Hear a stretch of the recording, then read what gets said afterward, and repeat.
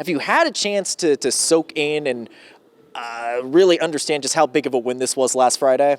Yeah, we've thought a lot about it. I think you go back through and you've seen how your team has grown from a couple close losses earlier in the season to really outstanding competition. So, the theme was show up. Let's get off to a better start than we have the last couple years.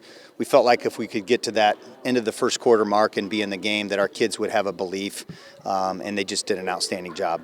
This team was down by multiple possessions in the fourth quarter, but they battled back, found a way to get over the hump. What were you telling the team in those huddles and those final timeouts as you were mounting that comeback? You really just make it about that possession you're in. So if it's a timeout, you can talk about, hey, this is what we're going to do. You don't get into 3 or 4 possessions. You're just trying to do the right thing in every possession. I thought our composure, our poise was outstanding. Those last few minutes when we were down 6, I thought our kids made every right play down the stretch.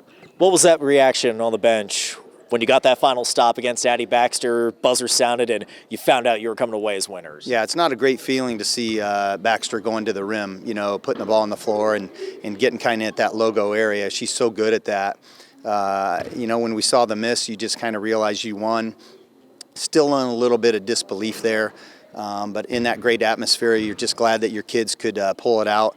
Just very proud of them. All the credit to our kids. This was one that you circle on the calendar, a goal to win the conference. We certainly haven't accomplished that yet, but we knew we would have to win that game in order to do it.